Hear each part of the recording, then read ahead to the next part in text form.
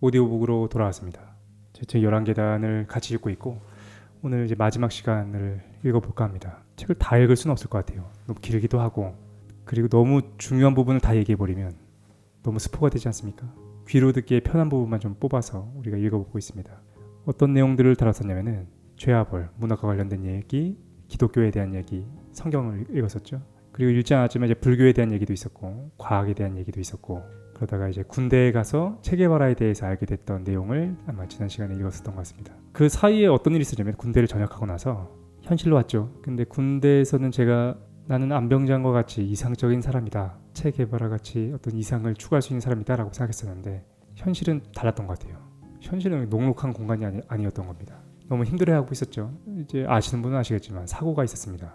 동료들이 좀 죽는 걸 보게 되고 병원에 입원하고 좀 치료를 받게 되고 가장 삶에서 힘든 시간을 보냈던 것 같아요. 메르세데스 소사에 대한 이야기를 하는 부분이 있습니다. 많은 부분이 11계단에서 그 부분을 굉장히 좋아해 주시거든요. 근데 그 부분 말고 사고 이후에 좀 힘들어하다가 좀 그 극복하게 됐던 그 계기들에 대한 얘기를 좀 해볼까 합니다. 사고가 난 이후에 그런 것들에 대한 관심이 커졌어요. 죽음 이후 이 시간의 끝이라는 것이 있다는 것을 체감하게 됐습니다. 죽겠지? 누구나 죽는 거 아니야? 우리는 그걸 알므로써 알지만 체감은 하지 못하는 것 같아요. 아, 내가 진짜 죽는구나. 주어진 시간이라는 것이 어느 순간의 끝이라는 지점을 맞이하게 되는 거구나. 이걸 생각을 많이 못하는 것 같습니다. 그걸 간접적으로나마 체험하게 된 이후에 죽음이라는 경험 그리고 죽음 이후에 그 무엇인가에 대한 궁금증이 커져갔고 그러다가 접하게 됐던 책이 티벳 사자에서였습니다. 티벳 사자에서에 관련된 강의도 많이 하고 제가 그다음에 팟캐스트 방송도 하고 그렇기 때문에 11계단에 있는 내용을 읽지 않고 티벳 사자에서에 대한 그 관심은 저를 어디로 인도했느냐, 인도와 동양의 근본된 철학으로서의 그 베다, 우파니샤드에 관심을 기울이겠어요. 그래서 오늘은 10번째 계단, 이제 거의 끝에 온 10번째 계단인 우파니샤드 부분을 좀 읽어볼까 합니다. 10번째 계단의 주제는 나, 자아에 대한 내용이고 이를 같이 읽어볼까 합니다. 첫 번째 소 제목은 동굴에서 광장으로 라고 되어 있어요. 읽어보겠습니다. 소중한 것일수록 곁에 두어야 한다고 생각하는 사람이 있다.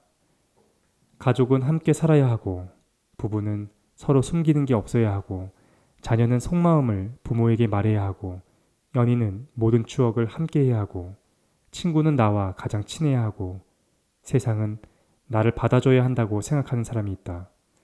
하지만 그렇지 않다. 인간의 눈과 입은 원래가 모난 까닭에 가까운 대상일수록 쉽게 흠을 찾아내고 쉽게 상처를 입힌다. 소중한 사람이라면, 지켜주고 싶은 사람이라면 그들이 상처 입지 않고 건강하게 자랄 수 있도록 그들을 당신으로부터 밀어내야 한다. 반대도 마찬가지다. 사랑하는 사람들로부터, 세상으로부터 당신을 보호하는 방법은 그들로부터 멀어지는 것이다. 우리에게 필요한 것은 그들과 함께 있는 시간이 아니라 그들을 그리워하는 시간이다. 그리워하는 시간이 필요하다. 외로운 시간이 필요하고 아무 말도 없이 깊은 내면으로 고독해지는 시간이 필요하다. 세상과 단절된 나의 작은 공간에서 나는 회복되어 갔다. 그것은 마치 짜라투스트라의 동굴과도 같았다.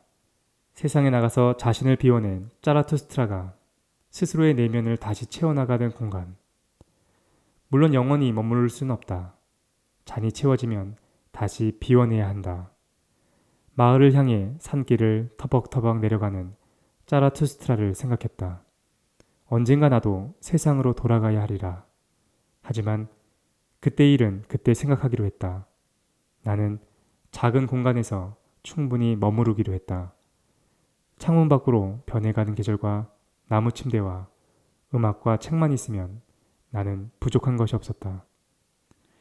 그러나 충만함의 시간은 오래 지속되지 못했다. 나는 얼떨결에 속옷 차림으로 집 밖에 나온 사람처럼 세상에 다시 나오게 되었다. 세상은 갈 곳이 있다며 급하게 나를 끌어내서는 광장 위에 세우고 세수도 못하고 나온 나에게 아무 말이나 해보라고 부추겼다. 여러 일들이 있었다. 사고 이후에 불안한 마음을 다스려 보고자 써 내려가던 원고를 출간할 기회를 얻었고 예상치 못한 많은 사랑을 받았다. 팟캐스트 방송을 통해 좋은 사람들과 인연을 맺었고 다양한 장소에서 강연하며 지혜로운 분들의 가르침을 받을 수 있었다. 나는 광장에서 주섬주섬 옷가지를 챙겨 입으며 내가 지금까지 보고 듣고 좋아했던 것들에 대해서 이야기했다. 경제와 정치에 대해서, 삶과 인문학에 대해서, 미스터리와 신비에 대해서 사람들은 좋아해 주었고 나는 기뻤다. 다만 충분히 차오르지 못한 채 나온 것은 아닌지, 그만큼 동굴로 돌아가야 하는 시간이 빨리 찾아오는 것은 아닌지 생각하기도 했다. 하지만 걱정할 필요는 없을 것이다. 소중한 것일수록 멀어져야 하고 그리워하는 시간이 필요한 것이니까. 세상 속에 나와서 선물처럼 만나게 된 소중한 사람들을 즐겁게 그리워하기 위해서라도 나는 언젠가 나의 동굴로 돌아가야만 한다. 뒷골목에서. 사실 아쉬운 점도 있다. 광장에 서서 이야기를 할 때면 나는 눈치를 보는 편이다.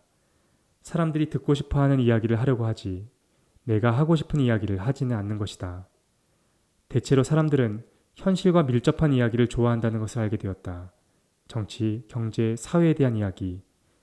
이런 주제로 진행되는 강연은 호응과 참여가 좋고 그러면 나도 즐겁다. 하지만 실제로 내가 말하고 싶은 이야기는 신비에 대한 것이었다. 신비. 도대체 무엇에 대한 이야기인지조차 감도 안 잡히는 이 분야가 나의 가장 큰 관심사다. UFO나 피라미드 등의 미스터리에 대한 이야기를 하려는 게 아니다. 내가 생각할 때 우리의 인생에서 가장 놀라운 신비는 단적으로 말해서 나와 세계의 관계다. 나는 누구인지, 세계는 무엇인지, 나와 세계는 도대체 어떤 관계를 맺고 있는지가 나는 언제나 궁금했다. 이 이야기를 하기 위해 몇 차례 시도해 본 적이 있다. 광장에 서서 말을 걸어본 적이 있다. 그렇지만 쉽지 않았다. 삶 속에서 비슷한 고민을 간직해온 사람들만이 이 이야기를 이해할 수 있음을 알게 되었다. 많은 사람은 무슨 말이냐며 나에게 구체적이고 손에 잡히는 이야기를 해달라고 요구했다. 나는 눈치를 많이 보는 사람이므로 그러면 재빨리 다수가 원하는 이야기를 꺼내었다. 이제는 이유를 안다. 왜 많은 사람이 세계의 신비에 대한 이야기에 관심을 갖지 않는지를 말이다. 그것은 두 가지 이유에서다. 첫째는 사회가 치열하기 때문이다. 먹고 사는 것에 모든 노력을 기울여야 하는 시대다. 부양할 가족, 나의 꿈, 노년의 안정을 위해서는 한가하게 앉아서 답도 나오지 않는 문제로 고민할 시간이 없다. 둘째는 한국의 사상적 기반 때문이다. 우리는 보통 자신이 아무런 사상도 갖고 있지 않다고 생각한다. 하지만 그렇지 않다. 우리는 비슷한 사람들 속에서 살아가는 까닭에 자신의 사상적 기반을 객관적으로 바라보지 못할 뿐 특정한 사상적 기반 위에 놓여 있다. 개인마다의 차이는 있겠지만 한국인들은 대체로 근대 합리주의와 경제적 자유주의를 기반으로 하고 미국식 프로테스탄티즘이나 반대로 유물론적 무신론에 영향을 받는다. 중요한 것은 한국에서는 자아와 세계의 관계에 대해서 심도 있게 논의하는 사상적 분위기가 전무하다는 것이다. 가정, 학교, 종교, 사회, 그 어디를 가도 나와 세계의 관계를 이야기하는 곳은 없다. 한국은 신비가 낯설다. 그래서 준비했다. 신비에 대해서 함께 이야기할 자리를. 중간에서 포기하지 않고 이 책의 10번째 계단까지 함께 올라온 당신과 같은 사람이라면 이 이야기가 흥미로울 것이다. 당신은 치열한 현실에서도 정형화된 사상적 기반에서도 함몰되지 않고 자신의 질문을 간직해온 사람일 것이다. 당신과 함께 이야기해보고 싶다. 광장은 어지러우니 뒷골목으로 가자. 사람들의 눈에 띄지 않는 그곳에 작은 자리를 마련해 두었다. 다음 주제는 이제 작은 강연입니다. 그늘이 드리운 자리, 깔개를 대고 몇몇의 사람들이 앉았다. 강연이 시작되었다. 이렇게 함께 자리해 주셔서 감사합니다. 오늘은 신비에 대한 이야기를 해볼까 합니다. 시작해 보겠습니다. 인류 역사를 통틀어 가장 중요한 문서가 두 개 있습니다. 하나는 구약이고 다른 하나는 베다입니다. 우선 구약은 비교적 우리에게 친숙합니다. 이 문서는 유대교와 그리스도교 그리고 이슬람이라는 아브라함 계열 종교의 기반이 되는 너무나 중요한 문서입니다. 다음으로 베다가 있습니다. 이 문서는 우리에게 친숙하지 않습니다. 고대 인도에서 기록되어 베단타 철학과 힌두교 그리고 불교에 영향을 미친 문서입니다. 힌두교가 베다 철학을 대중적으로 해석한 것이라면 불교는 베다 철학에 대한 비판적 수용을 통해 발전한 것이죠. 이 두 문서의 공통점은 우리에게 신과 인간이 무엇인지를 설명해 준다는 것입니다. 차이점은 신과 인간의 관계를 바라보는 관점입니다.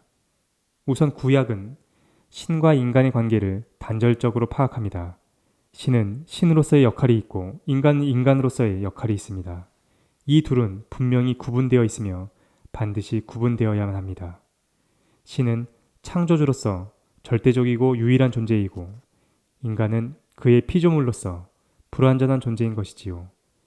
인간은 자신의 불완전성을 극복하기 위해 신의 뜻을 따르고 그에게 순종해야 합니다. 반면 베다는 신과 인간의 관계를 연속적으로 파악합니다.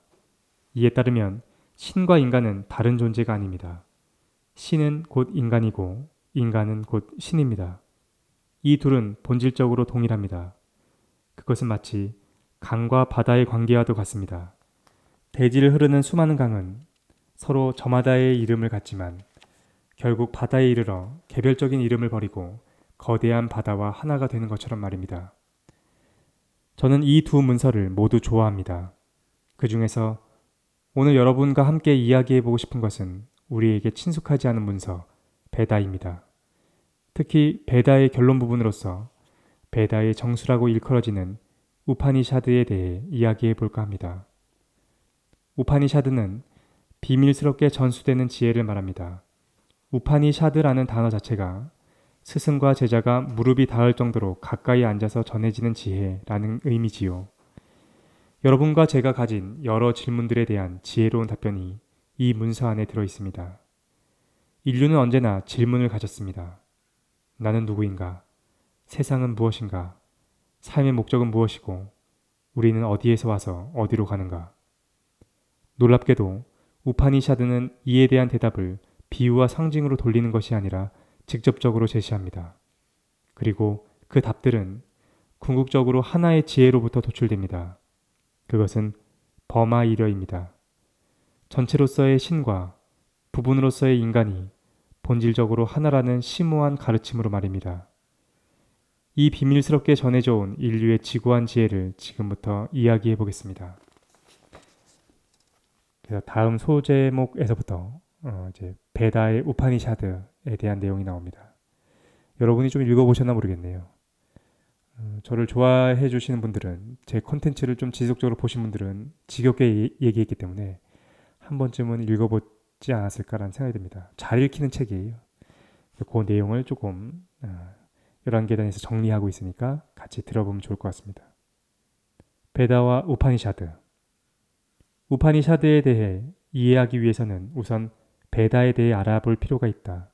우리는 앞서 붓다의 삶에 대해 이야기하면서 베다가 성립하던 시기의 역사를 살펴보았다. 기억을 더듬어 보자. 기원전 2500년 무렵에 아리아인들은 인도 북서쪽의 인더스강 부근으로 들어왔다. 그들은 펀자브 지방에 정착했고 그곳에서 베다라는 문서를 기록했다. 베다는 지식과 지혜를 의미한다. 영어로 번역하면 그저 널리지다. 아리아인들이 가졌던 신화, 종교, 철학이 총망라되어 있는 것이다. 특히 다양한 신들에 대한 의례 절차가 자세히 기록되어 있다. 이 문서를 누가 기록했는지는 알려지지 않았다. 다만 많은 사람이 문서 제작에 동참했을 것으로 보고 있다. 기록된 시기에 있어서도 논란이 많다. 가장 오래전에 기록된 리그베다의 경우 대략 기원전 5000년부터 기원전 1200년 사이에 작성되었을 것으로 추측된다. 인더스 강을 중심으로 베다의 전통은 뿌리 내려갔고 점차 그 주변 지역으로도 확산되었다. 업, 윤회, 해탈이라는 베다의 기본적인 세계관이 인도 전역으로 퍼져나갔다. 이와 동시에 베다의 의례 절체를 중시하는 분위기도 점차 강해져 갔다. 의례를 전문적으로 진행하는 사람들을 브라흐마나 혹은 바라문이라고 불렀다. 이들의 지위는 점차 높아질 수밖에 없었는데 그것은 그들이 복잡한 의례를 절차대로 수행함으로써 신들을 움직일 수 있다고 믿어졌기 때문이다. 사람들은 바라문이 신을 움직임으로써 자신들의 소원을 성취해 주기를 원했다. 이처럼 바라문이 중심이 된 종교를 바라문교라고 부른다. 그리고 이 종교는 후에 힌두교로 이어진다. 하지만 바라문교의 형식주의적이고 기복적인 경향은 인도 전역으로 확산되는 과정에서 저항에 부딪혔다. 우선 베다의 영향력이 동쪽으로 확대될 때 동쪽 지역의 원주민들은 이를 받아들이지 않았다. 대신 베다를 비판하거나 재해석하는 과정에서 자생적이고 주체적인 스승들을 탄생시켰다. 이들은 새롭고 독창적인 가르침을 전파했다. 이러한 지식인들을 슈라마나 혹은 사문이라고 불렀다. 사문들은 출가, 고행, 명상 등 다양한 방법들을 통해서 깨달음을 추구했고 고타마 시타르타 역시 베다를 비판적으로 수용하며 자신의 가르침을 전파했다. 이런 까닭에 사람들은 그를 여러 사문 중에 하나라고 생각했다. 바라문교의 형식주의에 대한 비판은 베다 전통 안에서도 자체적으로 진행되었다. 우파니샤드가 그러한 역할을 담당했다. 우파니샤드는 베다의 본질을 되찾으려 했고 이를 위해서 베다를 철학적으로 체계화했다. 우파니샤드가 제시하는 인간의 지향점은 사제나 신의 배려에 의존하는 기복적인 존재가 아니다. 인간은 궁극의 지혜를 깨우침으로써 영원한 자유에 이르러야 한다. 이것이 우파니샤드가 제시하는 인간의 유일한 목표다. 그렇다고 우파니샤드가 베다를 능가하거나 대체하는 것은 아니다. 우파니샤드는 분명히 베다에 속하고 베다를 계승한다. 베다의 구성을 살펴보자. 크게 본문과 부석 문헌으로 구분할 수 있다. 본문에 해당하는 문서는 4가지인데 이를 상히타라고 한다. 우파니샤드는 부속 문헌에 포함된다. 특히 우파니샤드는 베다의 결론, 베다의 최고, 베다의 끝이라는 뜻으로 베단타라고 부른다. 베다의 정수가 여기에 기록된 것이다. 인도인들은 베다를 슈루티와 스무르티로 구분하기도 한다. 구분의 기준은 문서의 기원이다. 우선 슈루티는 신으로부터 들은 것이란 뜻이다. 다음으로 스무리티는 스승으로부터 전승되어 기억된 것을 뜻한다. 문서의 기원이 신인가 인간인가에 따라 구분하는 것이다. 우파니샤드는 슈루티에 해당한다. 우파니샤드는 신으로부터 직접 전달되어 온 지혜인 만큼 비밀스럽게 전수되어 왔다. 이 지식은 아무에게나 전달되어서는 안 된다. 이 가르침을 받는 사람의 자격에 대해서 우파니샤드는 엄격히 제한을 둔다. 실제로 슈베타 슈바타라 우파니샤드는 다음과 같이 기록한다. 오래전부터 전수된 이 베단타의 가장 높은 신비의 지혜는 욕망이 가라앉지 않은 사람, 아들이나 제자가 아닌 사람에게 전수되어서는 안 된다. 이것은 슈베타 슈바타라 우파니샤드 6장 22절의 내용입니다. 다음 주제는 이제 불교와 우파니샤드를 비교한 내용인데요. 우파니샤드는 낯선 어휘들 때문에 어쩐지 어렵고 먼 이야기일 것 같지만 실제로 그 내용을 살펴보면 우리에게 친숙한 면이 많다. 왜냐하면 우리가 베다의 영향을 받아 탄생한 불교를 받아들였기 때문이다. 불교의 세계관이라고 생각하는 업과 윤회 그리고 해탈에 대한 개념들은 사실 불교 고유의 사상이라기보다는 고대 인도의 베다 전통에서 기인한 것이다. 즉, 우파니샤드와 불교는 기본적인 세계관을 공유한다. 그래서 우파니샤드를 처음 읽을 때에도 낯선 단어들 속에서 친숙함을 느낄 수 있는 것이다. 불교와 우파니샤드는 우리에게 한 목소리로 이야기한다. 너의 생각과 행위는 업을 만들어내고 업은 너를 다시 윤회하게 할 것이다. 이번 생에서 욕망을 내려놓고 깨달음에 이르게 된다면 너는 윤회의 고리를 끊고 해탈에 이르러 궁극적인 자유를 얻을 것이다. 이렇게 공통된 세계관을 기반으로 하지만 불교와 우파니샤드는 근본적인 차이를 갖는다. 그것은 자아에 대한 입장 차이다. 우선 우파니샤드는 상식적인 결론에 도달한다. 그것은 고정불변한 자아를 상정하는 것이다. 만약 탄생과 죽음을 반복하면서 업에 따른 결과를 수용하는 존재가 있다면 그 존재는 연속적이며 불변해야만 한다. 이것은 마치 그리스도교의 영혼과 같은 존재다. 그 영혼이 새로운 육체 속으로 옷을 갈아입듯 들어가며 다시 태어나는 것이다. 우파니샤드는 이렇게 영원하고 절대적인 존재로서 본질적인 자아를 아트만이라고 부른다. 반면 붓다는 아트만을 부정한다. 우리가 윤회계를 떠도는 것이 사실이지만 그렇다고 고정불변의 자아가 존재하기 때문은 아니다. 붓다는 무아를 주장한다. 영원한 자아나 영혼에 대한 믿음이야말로 여태껏 사람들이 품어온 가장 기만적인 망상이다. 이를 아나트만이라고 한다. 이것은 얼핏 타당하지 않은 결론처럼 보인다. 고정불변의 자아가 없는데 어떻게 전생의 업을 인계하고 다시 태어날 수 있다는 말인가? 붓다에 따르면 고정된 자아나 영혼이 윤회하는 것이 아니라 그 전에 행했던 업에 의해서 끊임없이 이어지는 정신적 요소와 물질적 요소의 조합만이 있을 뿐이다. 이것은 밧줄을 생각하면 쉽게 이해할 수 있다. 밧줄은 하나의 긴 끈일 것 같지만 실제로는 나달의 짧은 실들이 서로서로 얽혀서 이어지고 있을 뿐이다. 새롭게 탄생한 존재는 그 전에 소멸한 존재와 완벽히 똑같진 않지만 또 그렇게 다르지도 않다. 존재는 영원히 변화하는 요소들의 연속체인 것이다. 그런 면에서 오늘날까지 진행되고 있는 자아가 존재하느냐에 대한 유아와 무아의 대립, 아트만과 아나트만의 대립, 우파니샤드와 불교의 오랜 대립은 생각보다 먼 거리에 있지 않을지도 모른다. 밧줄을 하나의 끈으로 보는 것도 옳고 밧줄을 하나의 끈으로 보지 않는 것도 옳으니까. 인류의 가장 오래된 문서라고 할 수 있는 리그베다에서는 이에 대해서 너무도 현명하게 말해준다. 이건 리그베다에서 발췌한 내용인데요.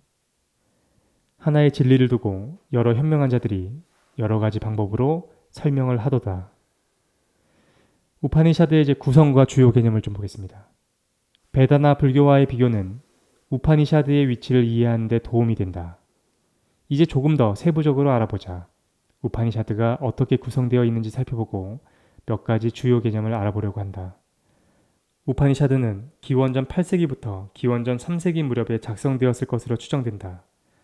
고대 인도인들에게서 신성한 언어로 받아들여진 산스크리트어로 기록되어 있다. 우파니샤드는 매우 다양한 종류가 있었던 것으로 보인다. 다만 현재까지 남아있는 것은 약 200개 정도다. 이 중에서 붓다 이전에 쓰여진 가장 오래된 10권을 따로 묶어 무키야 우파니샤드 또는 고 우파니샤드라고 부른다. 이 문서들은 각각이 다양한 내용과 형식을 가지고 있지만 궁극적인 지향점은 하나다. 그것은 버마이드어 사상이다. 여기서의 범은 우주 최고의 원리인 브라흐만을 말하고 아는 개인의 본질인 아트만을 뜻한다. 즉 버마이드란 우주의 원리와 개인의 본질이 궁극적으로 하나라는 가르침이다. 우파니샤드는 명쾌하게 설명한다. 우리가 추구해야 하는 것은 버마이더의 깨달음이다. 찬도기야 우파니샤드는 이렇게 기록한다. 내가 바로 그것이다. 자신이 바로 그것, 즉 아트만이고 또한 브라흐만임을 깨닫게 될 때 우리는 내가 누구인지를 명확하게 이해하게 된다. 나는 세상에 던져진 그저 하찮은 존재가 아니다. 나를 비롯한 모든 존재는 우주의 근원과 이어진 위대한 존재인 것이다. 우파니샤드는 자아와 우주, 그리고 이들의 상호관계를 설명해주는 하나의 철학서다. 하지만 버마이더의 사전적 정의를 알았다고 해서 우리가 그것을 실제로 알게 된 것은 아니다. 버마이더를 알게 되었다는 것은 오랜 수행과 명상, 그리고 깊은 사색을 통해 그것을 체험함으로써 통찰함을 의미한다. 이것은 쉬운 일이 아니다. 우리를 방해하는 것들이 있다. 우파니샤드는 그것을 마야라고 한다. 마야는 환영을 말한다. 우파니샤드에 따르면 세계 자체가 마야다. 즉, 우리가 실제한다고 믿어왔던 눈앞의 세계가 단지 환영일 뿐인 것이다. 이 환영은 너무나 강렬해서 진실은 장막 속에 가려지고 헛된 것만이 눈앞에 드러난다. 이로 인해 인간은 하나를 여럿으로 보고 내면을 외부로 체험한다. 인간의 이러한 상태를 무지 혹은 무명이라고 부른다. 깨달음이란 특별한 무엇이 아니다. 무지의 장막을 벗고 모든 것이 하나라는 궁극의 지혜를 얻는 것. 이것이 깨달음의 실체이고 이를 통해 자아는 자유와 평온에 이른다. 지금까지 우파니샤드의 기본 개념인 아트만, 브라흐만, 범아이디어, 마야, 깨달음에 대해 알아보았다. 이제 구체적으로 여러 우파니샤드 중 하나를 살펴보려고 한다. 죽음의 신을 찾아간다는 흥미로운 이야기를 풀어내고 있는 까타 우파니샤드다. 이를 통해 우파니샤드가 우리에게 말하려는 바에 한 걸음 더 다가가게 될 것이다. 우파니샤드에 좀 친숙하지 않으신 분들, 그러니까 인도 사상에 대해서 잘 모르시는 분들은 혹은 자기가 이제 기독교다, 무교다 그러신 분들은 이게 좀 허황되게 좀 들리실 수도 있겠다라는 좀 생각이 듭니다. 근데 제가 요 우파니샤드가 좀 마음에 들었던 거는, 그리고 이 책을 읽으면서 매우 명쾌하다라고 생각했던 이유는 앞서 배웠던 게 있었기 때문이었던 것 같아요. 서양 철학에서의 관념론에 대해서 배우게 되면서, 혹은 이제 물리학의 여러 가지 성과들에 대해서 배우게 되면서 매우 신비하다라고 느꼈던 지점들, 지금으로부터 이제 한 2000년에서부터 5000년 전에 있었던 그 내용들과 이어진다는 것이 매우 명쾌하게 보였기 때문에 아마 제가 우파니샤드를 좋아했던 것은 아닌가 라는 생각이 듭니다. 지금부터는 우파니샤드의 일부분, 까타 우파니샤드에 나와 있는 재미있는 이야기가 있어요. 그걸 같이 한번 살펴보려고 합니다. 지혜를 추구하는 사람. 이건 하나의 이제 이야기입니다. 옛날 얘기 듣는다고 생각하시고 들으시면 될 것 같아요. 바라문 사제인 와즈슈라와에게는 지혜로운 아들 나치게타가 있었다. 그의 이름은 지혜를 추구하는 사람이라는 뜻이다.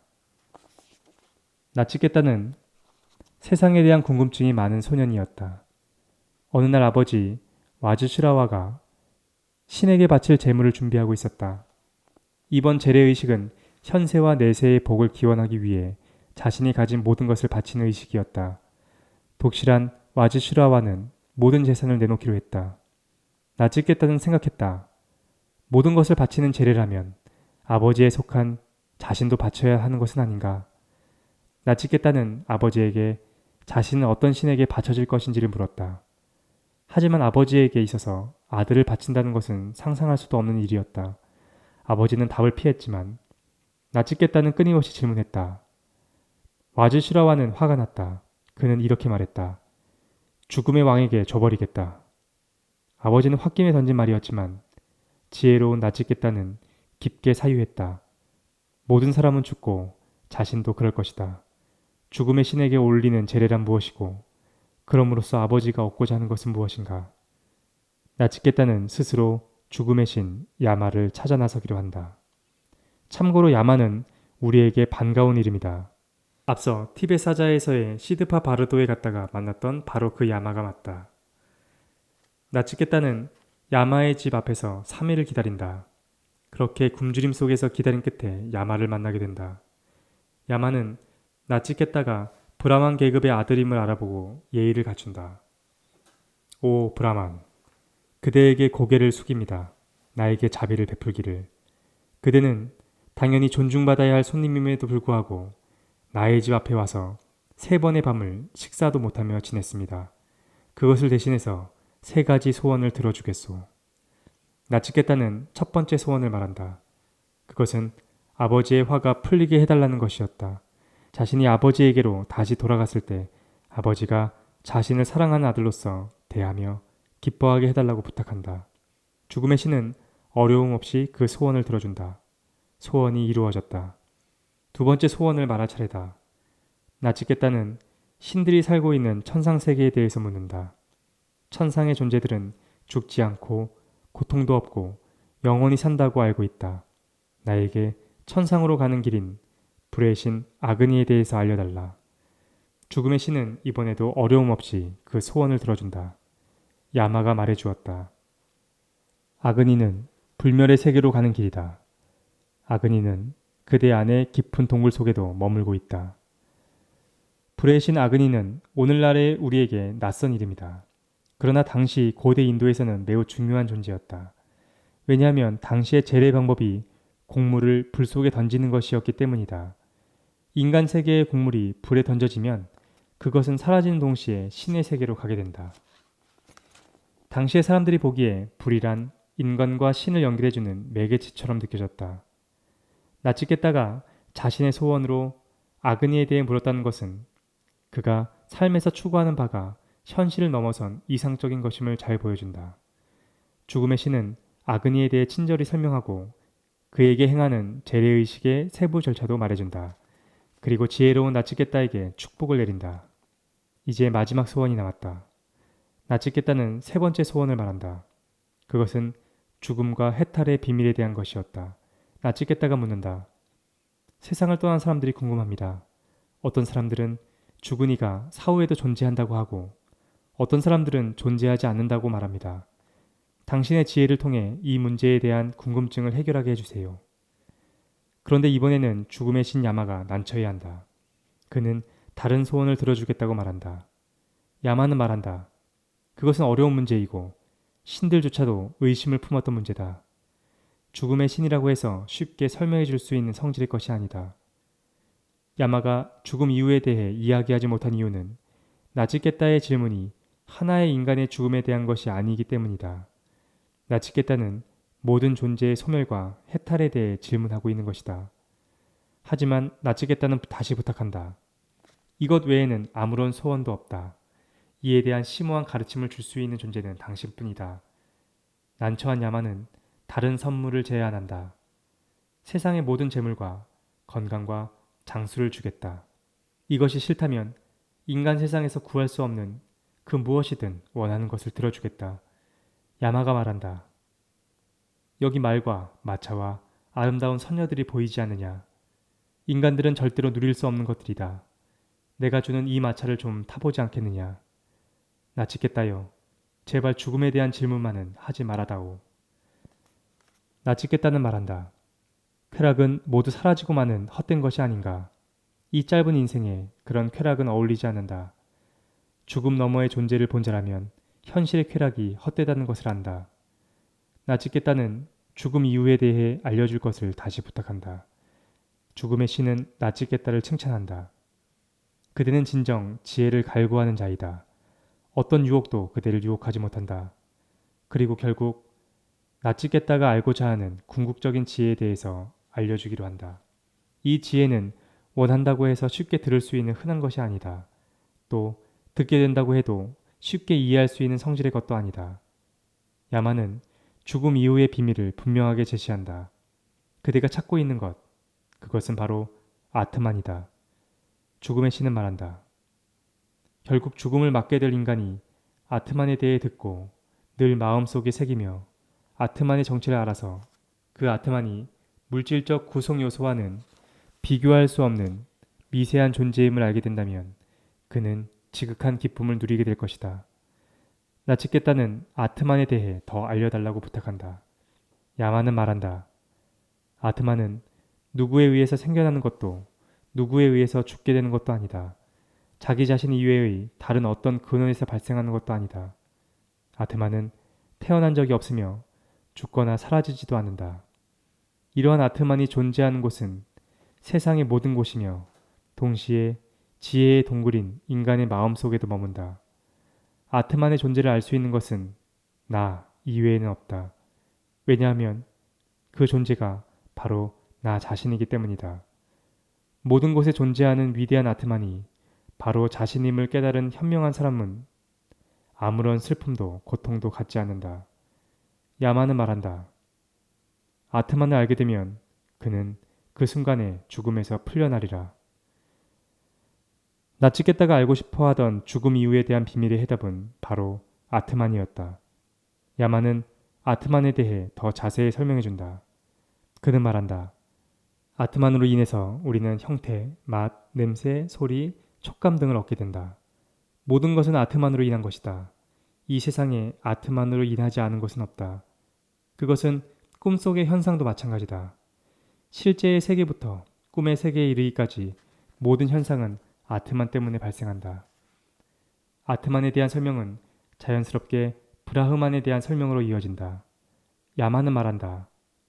브라흐마는 물질로 된 세상에서 빛을 발하는 자이고 보이지 않는 지혜의 세상에서도 빛나는 자이다.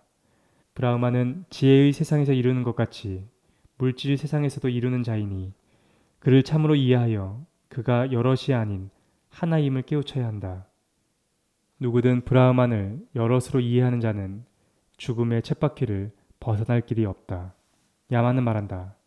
브라흐만의 모든 세상이 의지에 있으며 어느 누구도 그를 벗어날 수 없다. 그가 바로 그것이다. 그리고 야마는 궁극적인 지혜를 설명한다. 이 단일한 모든 것으로서의 브라흐만이 바로 아트만이다.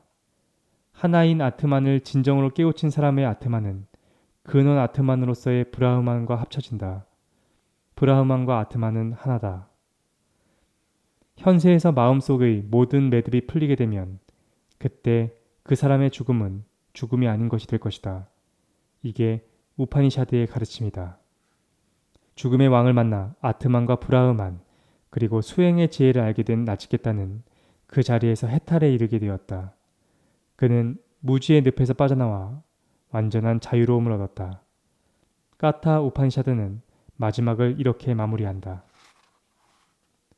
누구든 이 지혜를 나치케타와 같이 깨닫게 되면 그와 같이 죽음으로부터 해방되리라.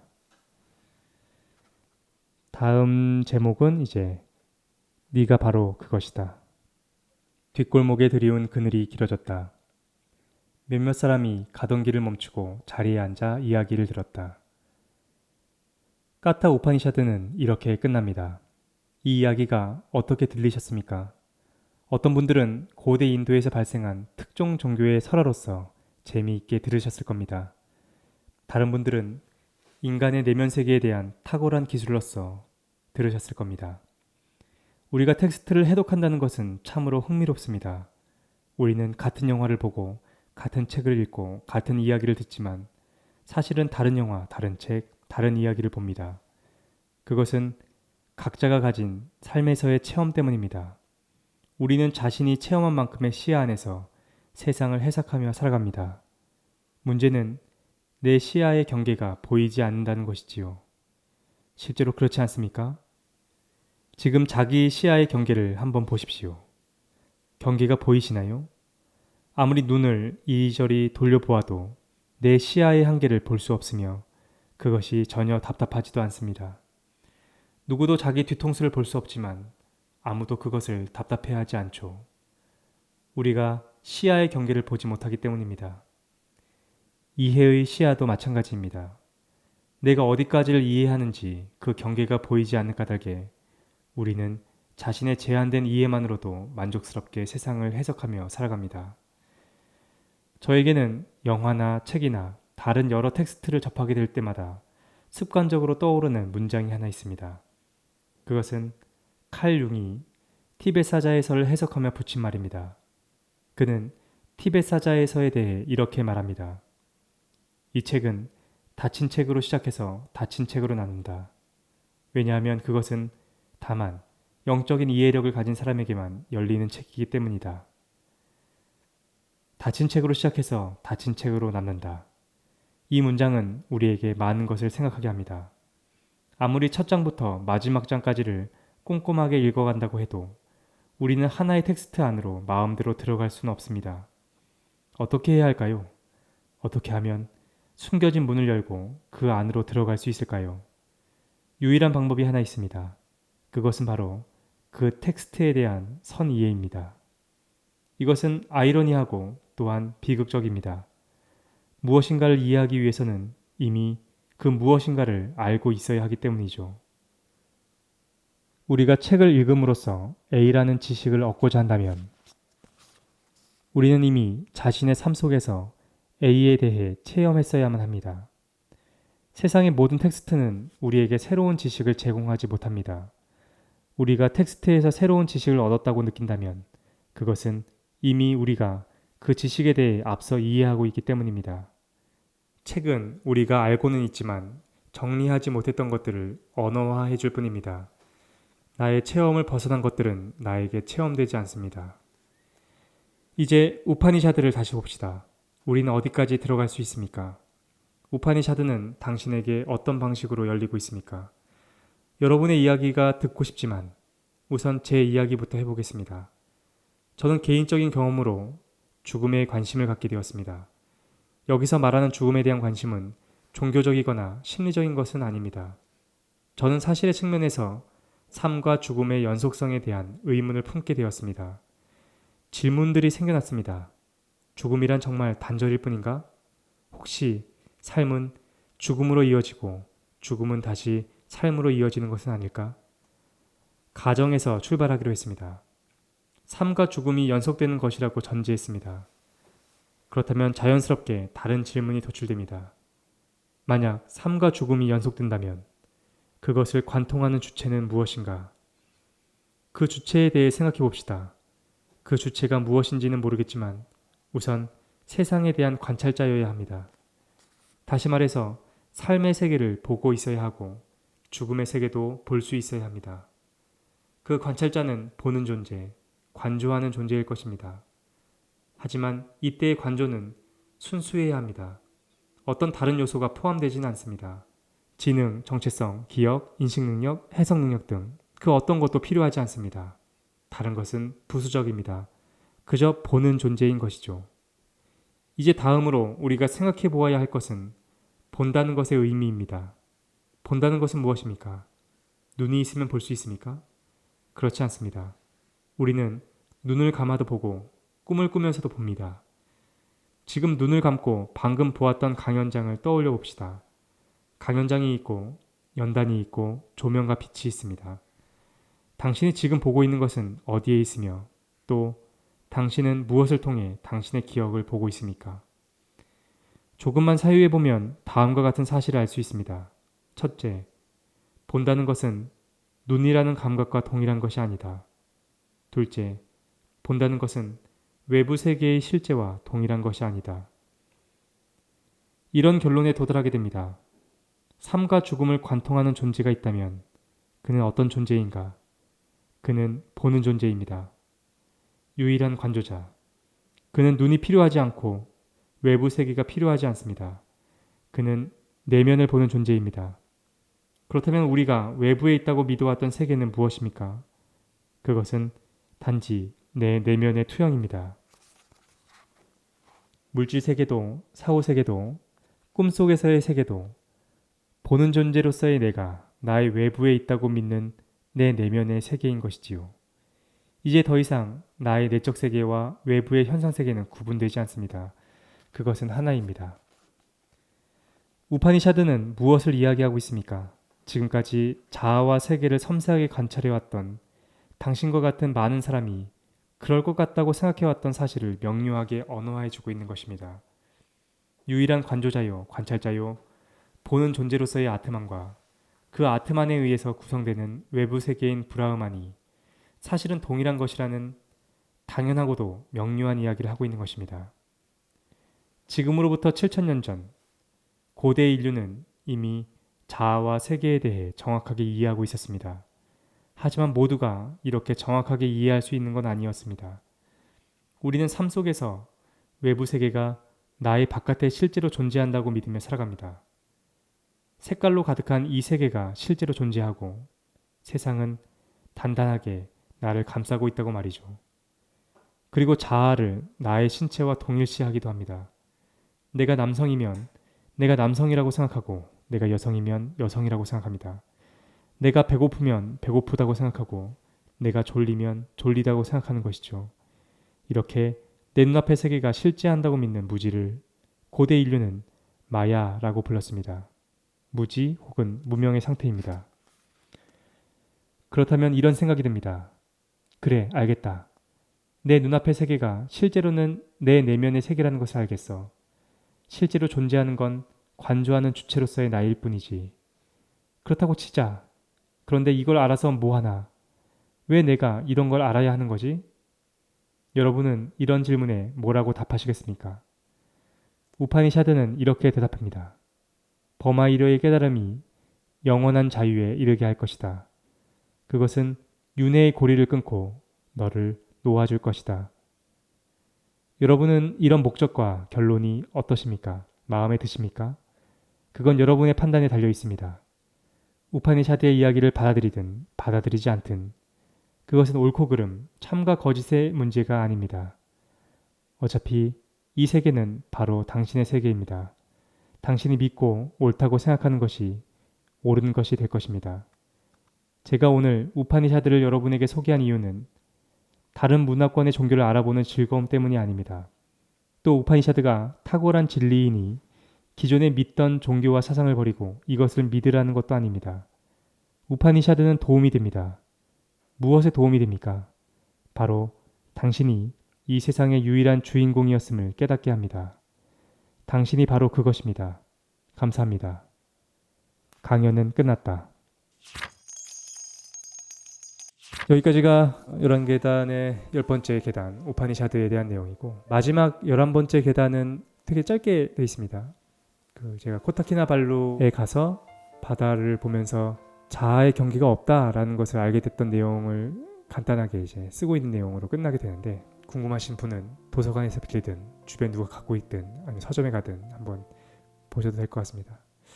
오늘 우파니샤드에 대한 얘기를 했는데 나온 지 벌써 한 3년 됐나요? 3년 좀 넘었나? 요때 쓰고 싶었어요. 뭐에 대해 쓰고 싶었냐면은 자아와 세계의 관계에 대한 문제 이거를 계속해서 탐구하는 중이었고 당시만 해도 이런 이야기를 하는 사람이 지금도 마찬가지지만 많지 않았고 그래서 요거를 더 써야 되겠다는 생각 때문에 썼던 게 우린 언젠가 만난다. 그래서 본격적으로 나와 세계에 대한 문제를 탐구해야 되겠다. 돌이켜 생각해보면 그때도 아마 정리가 좀 안 됐던 것 같아요. 그러다가 이제 이거를 제대로 근거를 가지고서 좀 정리해야 되겠다라고 해서 나온 책이 이제 지데노베아 제로가 된 거죠. 지데노베아 제로를 쓰고 나서 다시 한참 자아와 세계의 문제를 탐구하던 이때에 제가 썼던 내용들을 좀 읽어보니까 잘 썼네요. 농담이고 좀 아쉬운 점도 좀 많고 부족했던 모습도 보이는 것 같아가지고 좀 애착이 더 가는 것 같기도 합니다. 여러분은 궁금하지 않으십니까? 내가 누구인지, 내가 어디에서 와서 지금 무엇을 하고 있는 거고 어디로 가는지, 그 끝이 정말로 죽음인지, 죽음은 하나의 과정이고 그 이후에도 길이 이어져 있는지 궁금하지 않으신가요? 어떤 사람들은 이것이 쓸모없는 거라고 생각하는 사람들도 많은 것 같아요. 죽으면 끝이지. 인생 한 번밖에 더 있어? 믿을 건 내 주먹밖에 없다. 이러한 삶의 태도가 나쁜 건 아니라고 생각이 듭니다. 그것도 하나의 삶의 태도인 거죠. 그런데 그게 전부는 아닌 것 같아요. 세상이 그렇게 단순하지 않은 것 같다는 생각이 듭니다. 현대인들한테는 드러나지 않지만 많은 고전들, 그 고전이 아니라도 어떤 삶과 죽음의 문제에 끊임없이 천착하며 자기 내면으로 들어간 사람이라고 한다면 죽음이 끝이다 라고 선언하기에는 우리한테 열려있는 변수들 그리고 가능성들이 너무 많다라는 생각에 도달하게 될 테니까 최 사장 책들이나 팟캐스트나 최 사장 유니버스를 보시는 분들도 사실은 마음속에 그러한 궁금증과 가려움이 있기 때문에 이것저것 보다가 여기까지 오신 건 아닌가라는 생각도 좀 들기도 합니다. 같이 찾아가면 좋겠죠. 그래서 오늘 어쨌든 제가 사랑하는 제 책 11계단 5번인가요? 5번에 걸쳐서 좀 읽어봤고 다음에 또 좀 읽어야죠. 오디오북을 원하시는 분들이 계시니까 고민을 좀 하겠습니다. 그래서 어떤 걸 좀 읽을까? 근데 우선은 저작권이 없는 것부터 읽어야 돼가지고 저작권이 없는 것 중에 읽을 만한 게 뭐가 있나 찾은 다음에 성경도 괜찮은 것 같아요. 성경 저작권이 없으니까 재밌는 부분이 있는 거 한번 찾아보도록 하겠습니다. 오디오북 여기서 마치고 아마 이거 듣다가 또 주무시고 계시겠죠? 깊은 잠 드시고 꿈속에서 보고 싶었던 것들, 알고자 했던 것들 간접적으로 경험할 수 있는 좋은 밤이 됐으면 좋겠습니다. 마치겠습니다. 감사합니다.